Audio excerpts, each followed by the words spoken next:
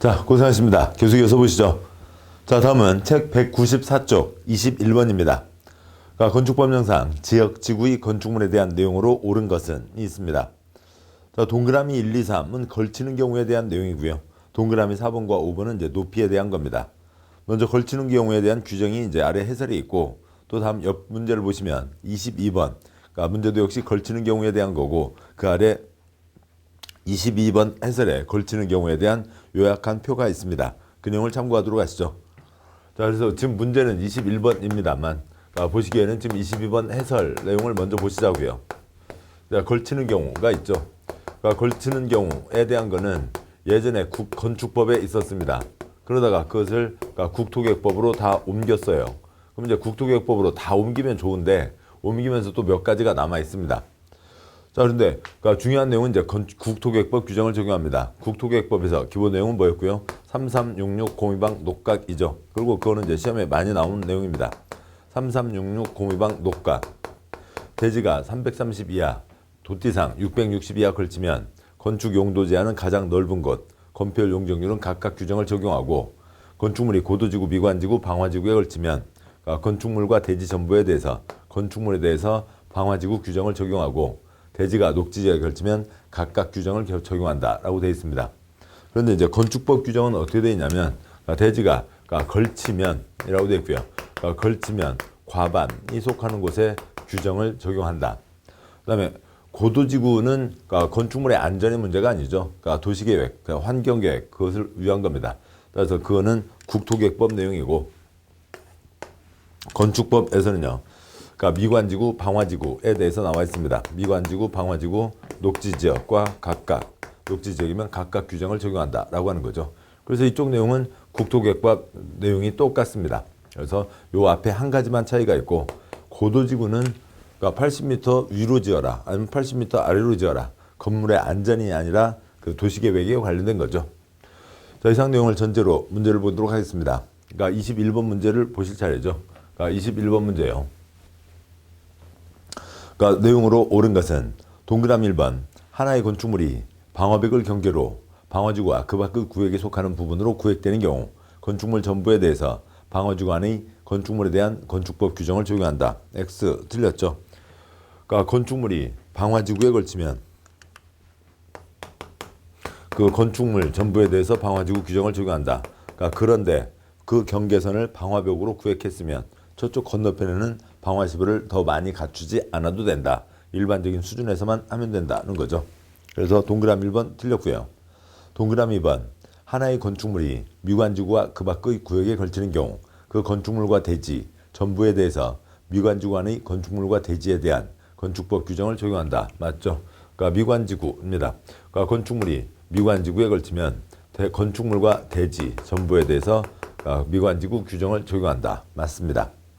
동그라미 3번, 대지가 녹지지역과 관리지역에 걸치면서 녹지지역 안의 건축물이 취락지구에 걸치는 경우에는 건축물과 대지 전부에 대해서 취락지구에 대한 건축법 규정을 적용한다. 취락지구 그런 건 없죠. 취락지구 없고요. 3번 틀렸고요.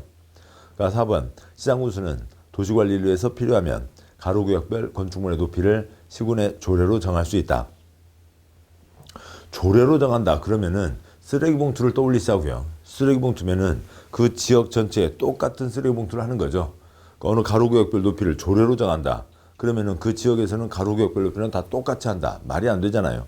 이 블럭은 몇 미터, 이 블럭은 몇 미터, 블럭마다 정하는 거죠. 가로구역별 건축물의 높이를 시장 군수가 정할 수 있는 겁니다. 중요한 결정, 심의 거쳐 결정하는 거겠죠. 그래서 가로구역마다 높이를 정한다. 조례로 정한다. X. 그 뜻을 이해하셔야 되고요. 5번, 상업지역에서 건축물을 건축하는 경우 1조 확보를 위해서 건축물을 인접대지 경계선으로부터 1.5m 이상 띄어 건축해야 된다. 이렇게 되지는 않죠. 이제 그 1조 확보를 위한 높이 제한은 내용은 따로 곧 보겠습니다만, 거기에서는 아무튼 동그라미 5번 틀렸고, 그거에 대해서 보시면 다음 쪽 23번 문제에 관련된 해설이 있긴 한데, 거기 가서 다시 보도록 하시죠. 그래서 다시 와서요. 21번에 동그라미 5번, 상업지역이 아니라 전용 주거지역, 일반 주거지역에서 9m 이하, 높이가 9m 이하면 1.5m 이상을 띄어야 된다. 뭐 동그라미 5번은 여기저기가 다 틀려 있습니다. 그래서 맞는 것은 2번이 되는 거죠. 22번 문제예요. 1000제곱미터 대지가 그림과 같이 각 지역 지구에 걸치는 경우 그러니까 건축법령상 건축물 대지에 적용되는 규정으로 옳은 것은 그러니까 미관지구와 그다음에 녹지지역이 있습니다. 그러니까 미관지구와 녹지지역이 있는데 먼저요. 그러니까 미관지구에 건축물이 걸치면이죠. 건축물 걸쳐 있지 않습니다. 그러면 각각이죠. 그러니까 다음에요. 그러니까 녹지지역에 대지가 녹지지역에 걸치면 지금 대지가 녹지지역에 걸쳐 있죠. 녹지지역과 미관지구에 걸쳐 있습니다. 그러면 각각 규정을 적용한다. 그러니까 이쪽에 대한 예외 규정은 방화벽, 그다음에 녹지지역의 건축물이 미관지구, 방화지구에 걸치면 이 되는 건데, 그러니까 그쪽 예외 규정에도 해당이 없는 거죠. 그래서 그냥 다 모두 다 각각 규정을 적용하는 겁니다. 녹지지역 땅은 녹지지역, 그다음에 미관지구 땅은 미관지구. 그러니까 건축물은 녹지지역에만 있으니까 녹지지역 규정을 적용하게 되죠. 전부 다 각각 규정을 적용한다. 답은 2번이 됩니다. 건축물은 녹지지역에만 있죠.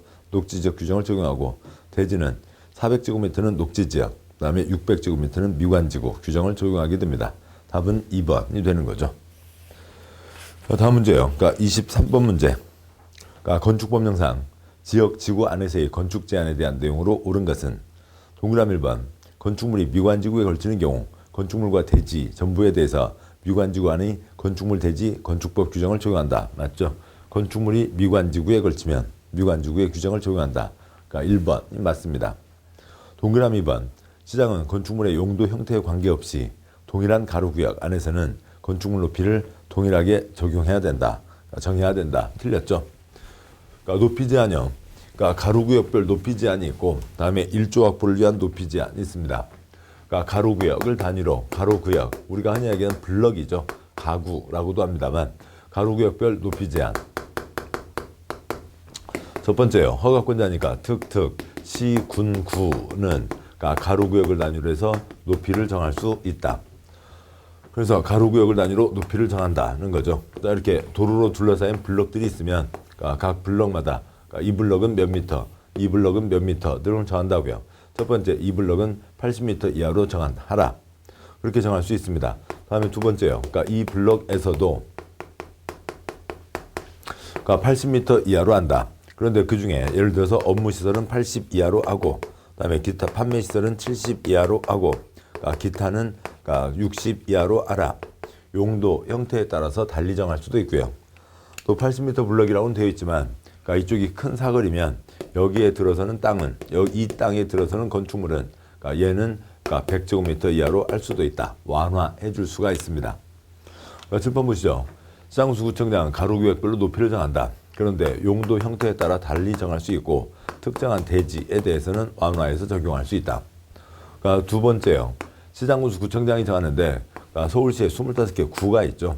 그러니까 구마다 따로 정하면 시가지가 어수선해질 수 있습니다. 그런 특별한 경우에는 특별시, 광역시에서 정할 수 있다. 그러니까 더 윗사람이 받아서 이 전체를 한번 그러니까 그 특별시, 광역시 전체를 그러니까 윗사람이 쭉 정해갈 수 있다라고 하는 거죠. 자, 이상이 가로구역별 높이 제한이고 다음 두 번째요. 그러니까 일조 확보를 위한 높이 제한. 햇볕 쬐고 살자는 거죠. 내 햇볕 챙기자보다 더 중요한 건 우선 남해를 가리지 말자라고 하는 겁니다. 자, 그러면 그러니까 갓난 애기들 똥기저귀 보송보송 말리자. 그걸 떠올려 보자고요. 주거지역입니다. 주거지역인데 전용 주거지역, 일반 주거지역이죠. 그러니까 준주거지역은 그러니까 그 상업기능이 추가되어 있으니까 건물을 다닥다닥 지어야 됩니다. 거기에 건축하는 그러니까 모든 건축물은 그러니까 김밥집도 용도 변경할 수 있으니까요. 모든 건축물은 그러니까 인접대지 경계선부터 해서 그러니까 높이가 9m까지는 1.5m를 떼고 그러니까 그 다음에 그 위로는 그러니까 2분의 1 높이의 2분의 1을 넘지 마라. 남쪽 북쪽이면 해가 죄송합니다. 그러니까 여기가 북쪽이고 여기가 남쪽이면 해가 남쪽으로 돌죠. 그러니까 따라서 이렇게 지어야 북쪽 아저씨 해를 가리지 않는다라고 하는 겁니다. 그래서 우선은 그러니까 정북 방향에서 거리를 떼는 게 원칙. 그런데 북쪽에 문제가 없으면 그러니까 정남 방향에서 거리를 뗄 수도 있다. 그러니까 두 번째요. 그러면 그러니까 전용 주거지역, 일반 주거지역이 아닌 다른 곳에 그러니까 그 부모님 살고 계시고 그 집에서 태어난 갓난아기는 똥구멍이 빨갛게 짓물러야 되냐고요. 다른 지역이라 하더라도 무슨 건축물이요? 공동주택에 살고 있는 그 공동주택에 살고 있는 갓난아이를 위해서 거기에는 햇볕이 쫙 들어가야 된다. 통기저귀 햇볕으로 보송보송 말려야 된다. 기타 다른 지역입니다. 기타 지역인데, 근데 여기서 이제 햇볕 쬐자라고 하는 건데, 명동 남대문 그 한가운데에서 거기서 햇볕 쬐자고 건물을 멀찍멀찍 떼놓을 수는 없잖아요.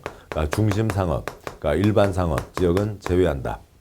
거기에서는 각 공동주택은 옆 단지 해를 가려도 안 되고, 그다음에 옆동 해를 가려도 안 된다. 세 번째요. 조그만 건축물은 봐주자고요. 2층 이하로 8m 이하의 높이 8m 이하에 대해서는 위규정을 적용하지 않을 수 있다라고 하는 게 있습니다. 가로구역별 높이 제한 1조 확보를 위한 높이 제한 규정이 있고, 그러니까 이 틀이 이제 거의 핵심 다죠. 하나씩 보겠습니다. 23번 문제에서요.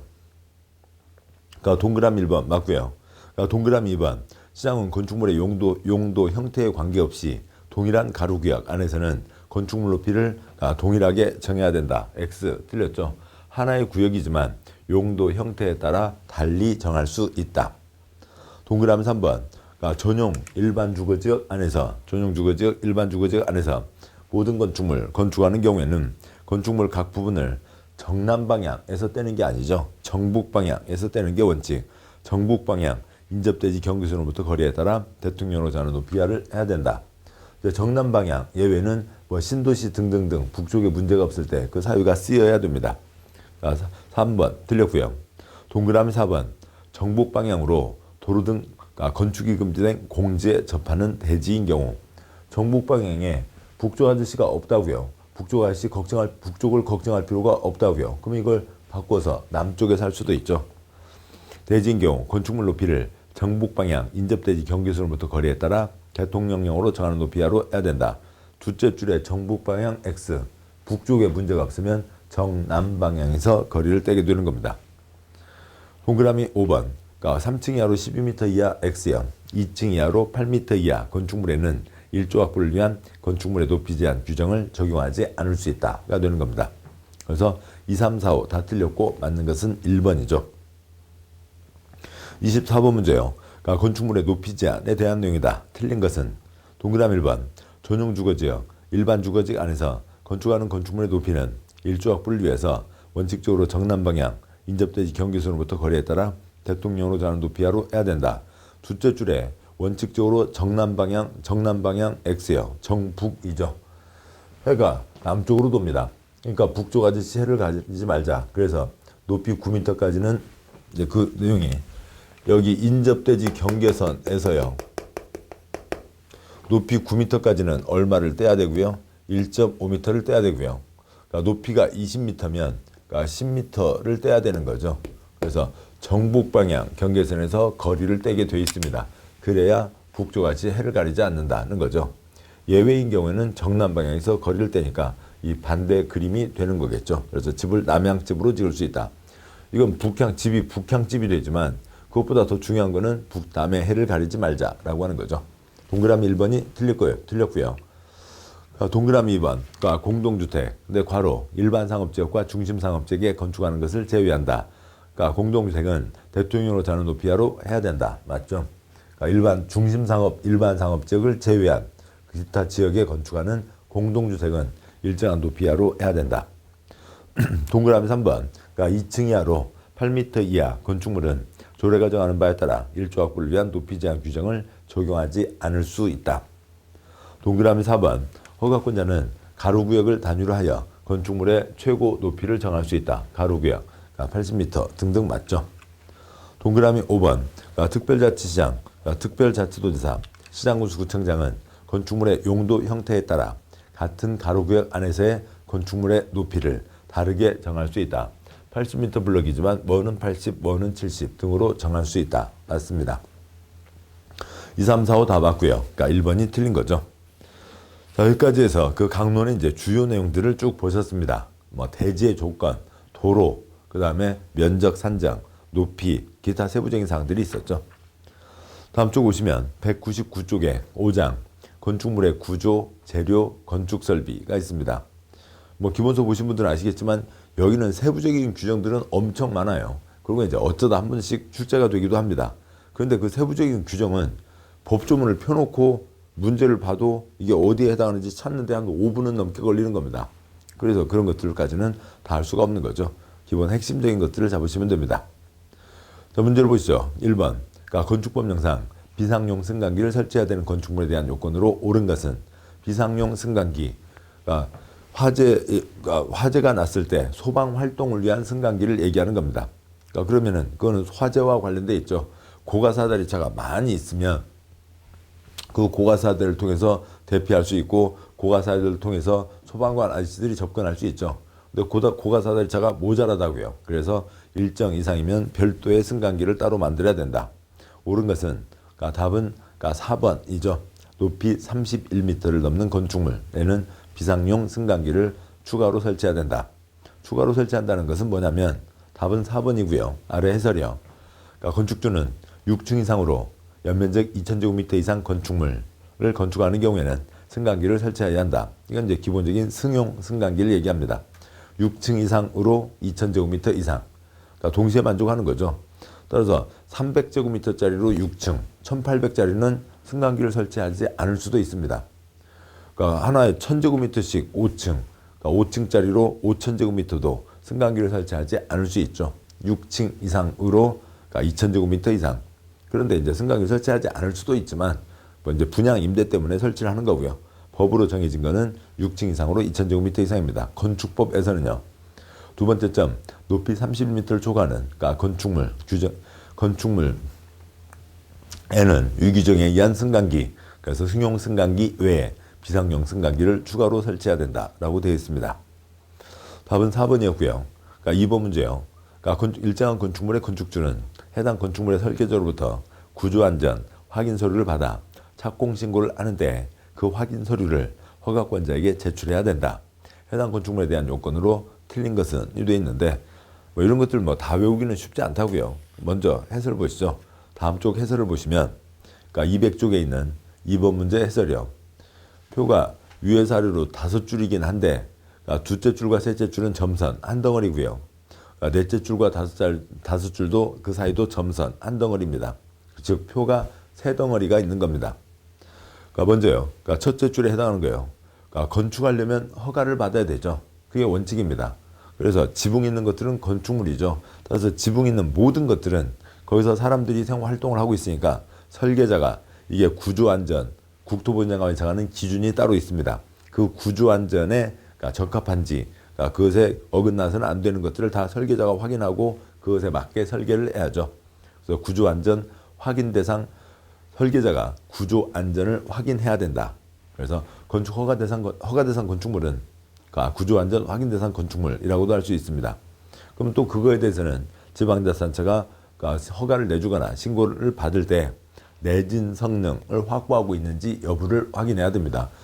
그러니까 지진 엄청나게 일어나고 있죠. 예전보다 훨씬 더 많아지고 있고 다음에 강도도 점점 세지고 있습니다. 우리나라에도요. 자, 그러고 있는데 내진 성능을 갖추고 있는지를 지방자치단체가 확인해야 된다.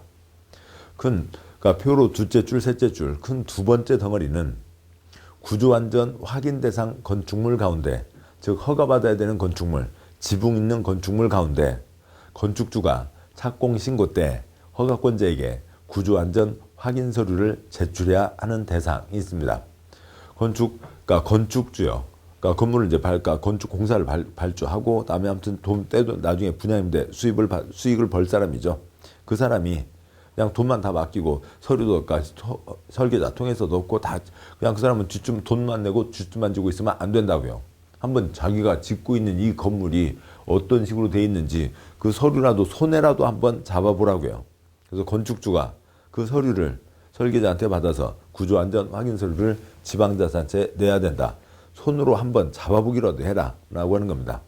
그게 3층 이상 면적 500제곱미터 이상, 높이 13m 이상, 초반 높이 9m 이상, 기둥 사이거리 10m 이상, 문화유산, 그다음에 지진구역에 있는 건축물, 특수구조 건축물 등등을 얘기하는데 이걸 다 어떻게 외우기는 쉽지 않다고요. 큰 틀들을 잡아가시자고요. 그다음에 표에 넷째 줄, 다섯째 줄, 큰 세 번째 덩어리는 구조안전 확인 대상 건축물 가운데, 즉 허가받아야 되는 건축물, 지붕 있는 건축물 가운데 설계자가 건축구조 기술사의 협력을 받아야 하는 대상이 있습니다. 그러니까 첫째 줄에 설계자가 국토부 장관이 청해서 발표한 구조 확인 기준, 그것에 맞춰서 구조 안전 기준에 맞춰서 그러니까 설계를 하겠죠.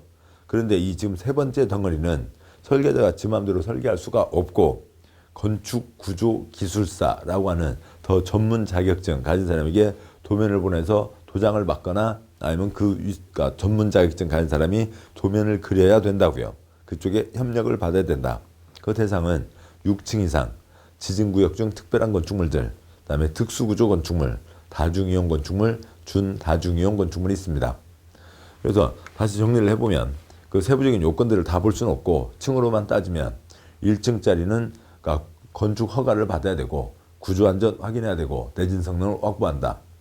그다음에요 3층 이상은 그 손해라도 한번 잡아봐라. 그러니까 6층 이상은 설계자가 지 마음대로 할 수 없고 그러니까 더 전문 자격증의 도장을 받아야 된다라고 하는 이제 세 덩어리로 구분이 되는 겁니다. 그 중에 이 두 번째 덩어리 그러니까 건축주가 구조안전 확인 서류를 제출해야 된다라고 하는 거죠. 그러니까 문제 와서요. 그러니까 2번 문제. 그래서 그러니까 건축주가 그러니까 구조안전 확인 서류를 허가권자에게 제출하는 대상. 뭐 동그라미 1번, 그러니까 층수 3층 이상. 동그라미 2번, 연면적 100제곱미터 이상. 동그라미 3번, 높이 8m 이상이 아니라 그러니까 높이가 아까 13m였네요. 그다음에 그러니까 4번, 처마 높이가 9m 이상. 5번, 기둥 사이 거리가 10m 이상인데 뭐 쉽지 않다 하더라도 그러니까 1층, 3층, 6층은 잡았잖아요. 3층 이상입니다. 3층 이상인데 3층. 그러니까 물론 이제 어지간하면 이제 건축 비용을 줄이기 위해서 낮게 잡을 수도 있지만 건축법에서 기본이 4m로 산정한다. 층의 구분이 명확하지 않으면 4m로 산정한다는 게 있었죠. 따라서 3층 이상이면 12m와 가까운 숫자가 되어야 될 겁니다. 8m가 아니고요. 그래서 해설에 있는 작은 3번 높이가 13m 이상입니다. 자, 이 문제가 있었고요. 다음 이제 문제 보시죠. 200쪽에 3번 문제. 그러니까 비상용 승강기 설치해야 되는 거는 뭐 답은 4번이죠. 높이 32m를 넘는 건축물이 있습니다. 그러니까 다음에요. 4번 문제. 그러니까 건축법령상 실내 건축의 재료, 장식물에 해당하는 것을 모두 고른 것은 좀 뭐 세부적인 사항이긴 합니다. 그러니까 그런데 법 개정으로 추가되었고 법 개정됐다고 모든 게 다 들어오는 건 시험에 나오는 건 아닙니다만 이제 뭐 아무튼 이쪽 구조 설비와 관련된 쪽에서는 아주 세부적이고 지엽적인 내용들이 많습니다. 그중에 이제 얘기 한번 나온 적이 있습니다. 실내 건축, 우리가 흔히 얘기하는 이제 인테리어를 얘기하는 거죠. 우선 답은 5번이고 지금 200쪽 4번 문제 박스에 있는 가나, 다라, 마 5가지 전부 다가 실내 건축 재료 장식물에 해당합니다. 어느 건물 이제 인테리어 공사들 많이 하잖아요. 어느 가게 나가고 다른 가게 들어옵니다. 그러면 이제 그 공사를 하는데 그것과 관한 거죠. 처음에 건물을 지어 올리는 것 그것만이 문제가 아니라 인테리어 하면서 제대로 안 갖춰서 여러 가지 사고들이 자주 생기고 있습니다. 그래서 이제 만든 규정이라고요.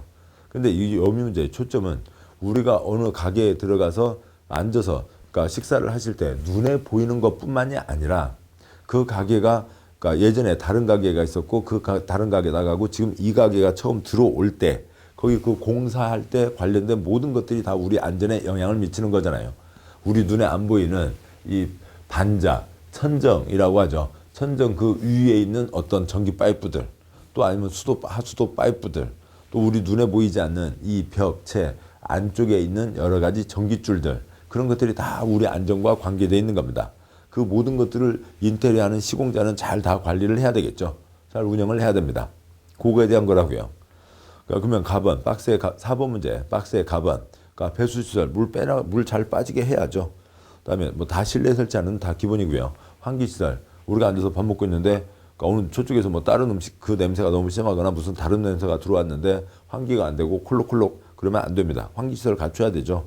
그러니까 난간, 그러니까 실내도 어떤 단 구분을 두거나 아무튼 난간을 설치할 필요가 있는데 난간을 어떻게 할 건지 창호, 그러니까 창문들은 어떻게 할 건지 그러니까 전기 설비는 또 어떻게 할 건지 그런 것들을 다 갖춰야 됩니다. 그래서 가나다라마 전부 다 그러니까 그 건축 실내 건축의 재료와 장식물에 해당이 됩니다.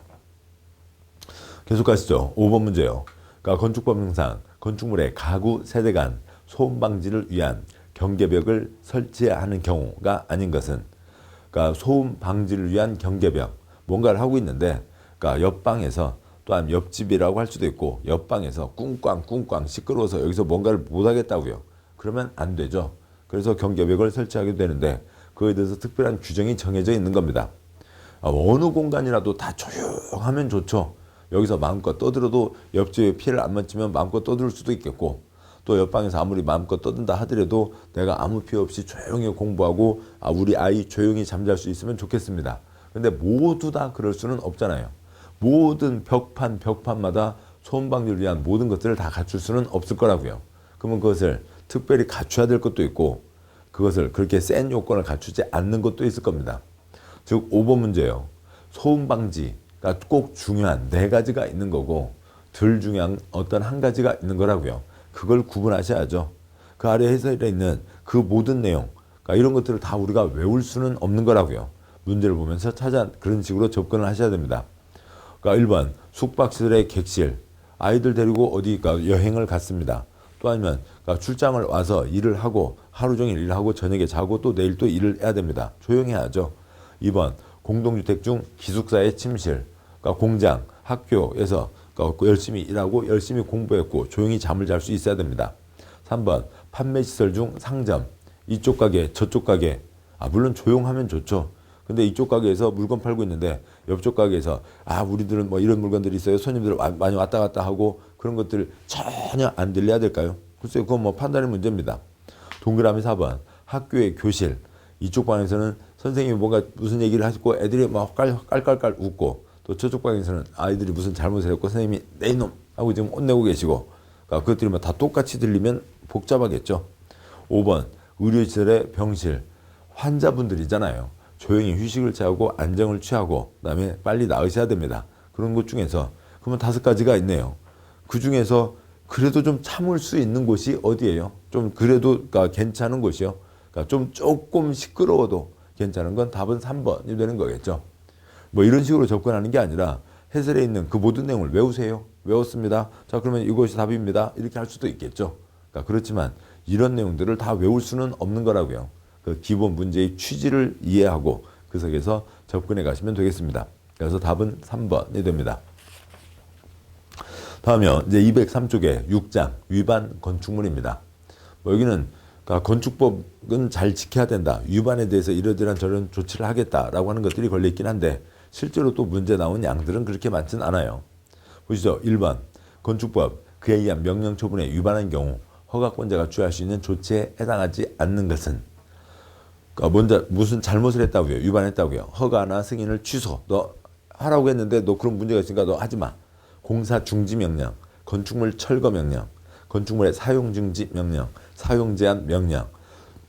4번 건축물의 용도 변경 명령. 5번 벌금의 부과 등이 있는데 다 위반했을 때 걸리는 겁니다. 근데 이거는 처음 봤을 때는 쉽지 않죠. 왜냐하면 허가권자가 취한다. 또 이쪽은 위반했다라고 하는 건데 위반한 상황만 지금 눈에 보이고 위반한 상황에 대한 어떤 조치가 눈에 보이는 거죠. 허가권자가 한다. 이게 잘 보이지 않는 거라고요. 답은 5번이 되는데 해설을 보시면 동그라미 5번 벌금은 징역과 더불어 형법에 규정되어 있는 형의 종류 가운데 하나이다. 따라서 징역, 벌금 등 행정, 형벌, 형벌이요, 과자, 전과자가 되는 거죠. 하는 것은 법원에서 판사가 판결하는 겁니다. 관청에서 징역, 벌금을 때리는 건 아니라고요. 동그라미 5번에 그러니까 징역을 살리는 것. 그러면 징역을 어디 시청 지하 창고에 가서 징역 살고 있는 거 아니잖아요. 그러니까 교도소에 따로 가는 거죠. 사법부 관할입니다. 따라서 그러니까 그렇게 나면 이해가 되시는데 벌금이어서 좀 그러니까 그렇죠. 아무튼 징역과 벌금 같은 형벌입니다. 형벌은 형사 처분이고요. 판사가 결정하는 겁니다. 답은 5번. 아무튼 뭐 그런 가닥까지도 예전에 나온 적이 있습니다. 2번 문제요. 그러니까 건축법령상 이행강지금에 대한 내용 중 틀린 것은 있습니다. 이행강지금 내용이 좀 복잡해졌어요. 근데 그 우리 시험의 기본 취지로 보시면은 그 세부적인 숫자들 갖고 계속 시험에 많이 나오는 건 아닙니다. 우선 다음 쪽 2가지 해설을 보고 오도록 하시죠. 204쪽에 있는 2번 문제 해설을 보겠습니다.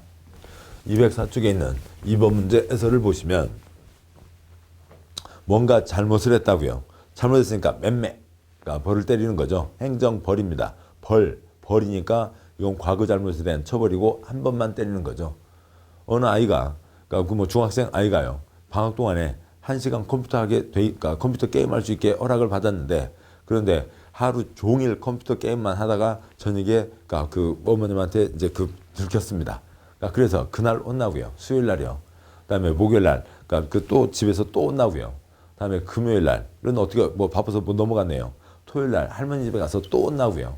그러니까 일요일 날 외삼촌 오셨는데 또 혼나고요. 애기 기분 좋겠어요? 아닌 거죠. 혼낼 때 따끔하게 한 번 혼내면 되는 거지. 그걸 갖고 몇 번을 혼낼 거냐고요. 그게 아니잖아요. 벌은 몇 번만요? 한 번만요. 죄 지은 거는 한 번만 처벌을 받는 겁니다. 그게 행정벌이죠. 행정형벌과 행정질서벌이 있습니다. 과태료 행정질서벌 제도는 형사범을 만들지 않게 하기 위해서 만들어 놓은 제도가 행정질서벌 과태료고, 이런 제도의 취지들은 중개법에서 아주 세부적으로 깊게 잘 보고 계십니다. 그다음에 행정강제가 있습니다. 행정강제는 어느 누가 법을 위반했다고요. 국민 누구라도 법을 지켜야 되는데 어느 누가 법을 위반했습니다. 위반했으니까 이거에 대한 처벌을 받는 거죠. 요거는 이건데, 그런데 그 위반 상태가 남아있어서 계속 문제가 생기면 사람들이 위험하게 되겠다고요. 그 불법 상태로 그대로 놔두면 안 되는 거죠. 또 달리 보면은 처벌로만 끝난다. 법을 위반해서 예를 들어서 뭐 10억을 벌었습니다. 처벌 벌금 2억 내라. 뭐 그냥 꽁값 내고 마는 사람 많겠죠. 그 법을 위반해서 뭐 10억을 벌었습니다. 징역 1년을 살아라. 아주 뭐 보람찬 마음으로 걸어가는 사람들 뭐 대부분이 아닌가요? 죄송합니다. 저만 그런가요? 몇몇 사람들이 있겠죠. 벌은 한 번이니까 징역 10억을 벌었는데, 그러니까 1년 살아라. 1년 살고 나면 다 끝난 거잖아요. 그러면 안 되니까 또 다른 사람 위험해지면 안 되니까 이 위반 상태를 법에 맞게 고쳐라라고 하는 거죠. 그래서 무슨 명령들을 때리게 됩니다. 시정명령, 조치명령, 개선명령, 이행명령, 원상회복 명령, 그 상황에 맞춰서 필요한 명령을 때리는 거죠. 그러면 지금이라도 그 명령을 이행해야 됩니다. 그런데 이행을 않고 버티는 사람이 있다고요. 그러면 법도 위반했고 관청에서 기회도 줬는데 이행하지 않고 있으면 그 법에 맞는 상태로 만들어내야죠. 이 사람에게 계속 부탁할 수는 없는 겁니다. 뭔가 강제를 해야 된다고요. 강제하는 방법에 3가지가 있는 겁니다. 당신이 않으면 관청에서 대신 집행하겠다라고 하는 거죠. 개통 대비, 개고, 통지, 대집행, 비용 징수. 관청에 불법 건축물을 지었습니다. 철거 명령 때리는데 안 하고 있으면 대신 집행, 철거를 한다고요. 돈을 내야 됩니다. 안 내고 있으면 물건 강제로 갖고 나와서 팔고 돈 처리하고 남은 거 주는 거죠. 징수가 있고요. 그다음에 뭔가 이 사람이 해야 될 일이 있어요. 근데 그것을 관청에서 대신할 수 있는 건 일이면 대집행으로 가지만 이 사람이 해야 된다고요. 나중에 이제 보시겠습니다만 농지법에 농사는 계속돼야 된다. 농사를 지어야 되는데 안 짓고 있다고요. 그거에 대해서 공무원이 대신 가서 농사를 지어줄 거냐고요. 그건 아니죠. 그러면 이 사람이 뭔가를 하게 해야 되는 겁니다. 근데 법도 위반하고 명령도 위반하고 기회를 줬는데도 이행하지 않고 이런 사람이 가장 무서워하는 게 뭐예요? 처녀 귀신요? 총각 귀신요? 돈요? 돈을 가장 무서워하는 거죠. 돈을 계속 때리는 겁니다. 뭐 하라고요? 저 명령을 이행하라고요. 이행을 강제하기 위해서 계속 돈을 때리면, 처녀 귀신은 안 무서워해도 돈은 무서워하니까 이행 강제는 계속 날라오는 거 무서워서 이행을 하겠죠. 그래서 어떤 식으로든 결과적으로 법에 정해진 목적을 이루어내는 겁니다. 그런 상황을 만들어내는 거죠. 행정청에서 강제를 통해서 법의 목적한 바를 이루어낸다. 행정강제라고 하는 게 있습니다. 아무튼 요거에 대한 게 하나 있고요. 다음에 이제 그 이행강제금이 국토계획법, 그 다음에 여기 건축법, 그리고 농지법에 있는데요. 건축법의 이행강제금, 이제 부과 기준이 상당히 세부적으로 바뀌었습니다. 그런데 그런 숫자들을 너무 깊게 초점을 두실 필요는 아니겠고, 두지는 않으셔도 되겠고, 보도록 하시죠. 중요한 4가지 위반이요. 건축법의 이행강제금, 중요한 4가지 위반, 허가 위반, 신고 위반, 건폐율 위반, 용적률 위반에 대해서는 위반 면적 곱하기 50%, 1년에 2회 이내에서 때립니다. 50%를 1년에 2회 이내 조례로 정하는 횟수만큼 때리니까, 만약에요, 시가표준액과 시세는 좀 다르겠습니다만, 뭔가 10억짜리를 그러니까 뭐 10억짜리를 그러니까 생으로 무허가로 지었다고 치자고요. 그러면 50% 5억을 1년에 두 번씩 때리니까 그러면 10억. 그다음에 내년에 또 10억. 그다음에 또 10억. 아무튼 50% 1년에 한 번이나 두 번들을 계속 때려가는 거죠. 언제까지요? 이행할 때까지요. 이 중요한 네 가지 위반이 아닌 그러니까 기타 위반에 대해서는 시가 표준액의 10% 이하에서 1년에 2회 이하에서 때리는 겁니다. 그런데 법을 위반한 게 어떻게 하다 보니까 좀 이만큼 했거나 뭐 그런 게 아니라 돈 벌라고 영리를 목적으로 아니면 상습적으로 위반하고 있으면 이 금액의 1.5배까지를 때린다고요. 그다음에요. 축사 같은 경우는 그러니까 생업과 관련된 거죠. 농사 지으면서 소도 필요하고 돼지도 필요하니까 조금 더 했다고요. 그러니까 그런 것들은 0.8배 이하로 때린다. 좀 봐주자라고 하는 거죠. 물론 이제 수도권과 비수도권에서 규모에 대한 차이가 있습니다만 그건 세부적인 거고요. 그러니까 다음에요. 85제곱미터 이하 주거용 건축물 사람 사는 찌끔한 것은 봐주자고요. 그건 0.5배. 그러니까 그리고 이 85제곱미터 이하 주거용 건축물은 총 5회 이하에서만 때린다라고 되어 있습니다. 뭐 얘는 따로 횟수 규정이 없으니까 그러니까 이 원칙 규정에 같이 가겠죠. 근데 아무튼 써져 있지는 않습니다. 그러니까 총 5회 이하에서만 때린다는 건 85제곱미터 이하 주거용 건축물에만 정해져 있습니다. 아무튼 이행강제금의 취지요. 법을 위반했다고요. 그다음에 이행강제금의 부과 기준에 대해서 한번 그러니까 뭐 보시는 때마다 계속 눈여겨 보실 필요는 있습니다. 자, 문제를 보시죠. 그러니까 문제요. 203쪽에 2번 문제를 가시죠. 그러니까 2번 문제. 이행강제금 내용 중 틀린 것은 동그라미 1번. 허가권자는 이행강제금 부과처분 받은 자가 이행강제금을 납부기한까지 내지 않으면 돈 내라고 했는데 내지 않으면 지방세회 수익금 징수에 관한 법률에 따라 징수한다. 돈 내라고 했는데 안 내면 징수하는 건 당연하죠. 그 법 이름은 관계없고요. 관청에서 걷는 돈이 꼭 지방세만 걷냐고요. 다른 이르들한 돈들 걷죠. 그런 법이 있습니다. 동그라미 2번. 허가권자는 최초 시정명령 있었던 날을 기준하여 1년에 2회 이내 범위에서 해당 지방이 조례로 정하는 횟수만큼 시정명령이 이행될 때까지 반복하여 이행강제금을 부과 징수할 수 있다. 맞고요. 3번 85제곱미터 이하 주거용 건축물에 대해서는 법정 이행강제금의 2분의 1 범위에서 조례로 정하는 금액을 부과한다. 맞고요.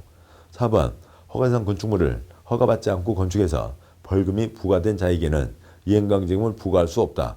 이렇게 되면 보람찬 끔값이네 하는 사람들이 대부분일 거잖아요. 법을 위반해서 10억을 벌었다고요. 벌금 2억 내라. 2억 내고 끝. 뭐 그러면 뭔가 뭐 국가가 엉망진창이 되는 거죠. 벌은 벌이고 법에 맞게 즉 사람이 다치지 않는 상황이 되게 법에 맞는 상황으로 바꾸어 내는 건 당연히 바꾸어 내야 되고 하는 거죠. 벌은 벌이고 사람 다치지 않게 하는 건 해야 되는 겁니다. 그걸 위한 행정강제로 이행강제금이 있는 거죠. 행정강제라는 표현은 관계없어요. 그건 우리 시험이 아니에요. 아무튼 목적한 바대로 만들어내야 된다고요. 벌은 벌이고 위반 상태는 없애고 해야 되는 겁니다. 그래서 부과할 수 있는 거죠. 4번이 틀렸습니다. 동그라미 5번. 허가권자는 시정명령 받은 자가 시정명령 이행하는 경우에는 새로운 이행강제금 부과를 즉시 중지하되 시정명령을 이행했습니다. 근데 이행강제금을 때릴 게 없죠. 그 다음에요. 이미 부과된 이행강제금은 이를 징수한다. 과거 잘못이 있었고 이행하지 않았던 사실이 있었잖아요. 그거죠. 때린 건 받아낸다 라고 하는 거죠. 맞습니다. 틀린 것은 4번이 되죠. 다음 문제 보시죠. 그러니까 204쪽에 그러니까 또 3번 문제입니다. 이행강제금에 대한 내용이다. 옳은 것은 동그라미 1번 이행강제금은 시정명령을 이행하지 않은 자에게 부과한다. 맞고요. 동그라미 2번 그러니까 이행강제금은 1년에 2회씩 반복해서 부과된다. 2회씩 X요.